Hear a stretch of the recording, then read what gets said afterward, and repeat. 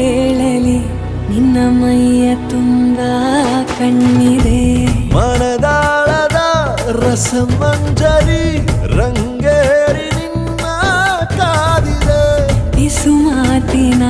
ಪಂದ್ಯಾವಳಿ ಆಕಾಶವಾಣಿಯಾಗಿದೆ ಸಂಜೆಯ ಕೆನ್ನೆಯ ಮೇಲೆ